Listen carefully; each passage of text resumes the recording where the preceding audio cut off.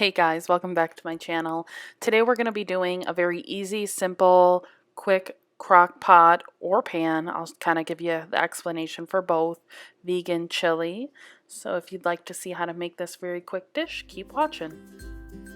So to start, we need to get all our ingredients together. Salt, pepper for taste. I use some roasted corn, vegetable broth, green and red lentils, taco seasoning, diced tomatoes, garlic powder, some beans of your choice, a green or red pepper, a poblano pepper, and then onion and potatoes.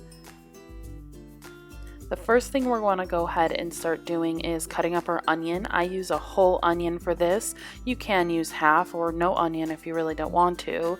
Completely up to your preference, you and your family or whoever you're making this for. Once we get this whole onion chopped up, I'm going to go ahead and get about a tablespoon and 1.5 tablespoons of oil here in the pan, nice and hot, and then throw in my whole onion. Once I have that in there and sauteing, I start cutting up all my potatoes. I like to make the potatoes in different sizes, some very small, some big and chunky. Reasoning being the smaller ones are going to cook down and dissolve to create a thicker consistency, a thicker sauce, so it's more chili-like and not so much like a vegan minestrone soup. Once we have those all chopped up and our onions are nice and sauteed, we're going to go ahead and start adding in all those potatoes we chopped up. I use about 5 small potatoes. You can use really however much or however little you'd like. Then we're going to go ahead and add the taco seasoning right on top to start smoking out and getting those flavors of the spices into the potatoes and the onions. That's what's going to make it really taste chili-like with meat, but of course it's going to be cruelty-free with no meat. So get those kind of all stirred in and mixed in. I use a whole red pepper for this recipe, and as you chop, you're going to want to start throwing this into the pan like I am right now.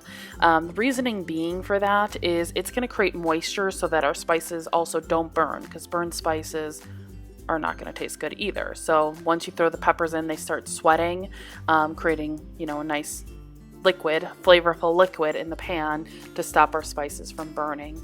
I also use that whole poblano pepper. That can be a little bit spicy because I leave the seeds in, so just be cautious of that. You can pick the seeds out. We get ours from actually Aldi, so this pack was very, very spicy. Here I'm adding some salt to taste, about a tablespoon of garlic powder, a whole box of vegetable stock.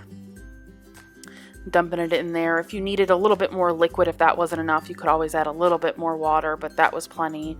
I was kind of just making sure. Then I also add in my diced tomatoes. I use a very big can of those. This also helps give a nice thickness to your chili for the diced tomatoes. Then I like adding red and green lentils into my chili. For me, this is like a meat replacement. We want to make sure that it does come to a boil at this point, and either here you're going to turn it off and move it to your crock pot, or you're going to leave it simmering, so lower the heat and cover it with a lid for about an hour. I dropped mine right in my crock pot. I went ahead and added my beans and then about a half a bag of roasted corn. This was actually going to an event at my fiance's job that he had forgotten about, so this was about 1 in the morning, Sunday night going into Monday for him. So I went ahead and just mixed it all together, and then what I did is just kind of let it sit cool for about a half an hour, put it in the fridge, and when he got to work, he went ahead and cooked it for about 2 hours on low. So I hope you guys did enjoy this video. If you did, please give it a like, comment below with any questions or concerns, and as always, please subscribe and have a great day.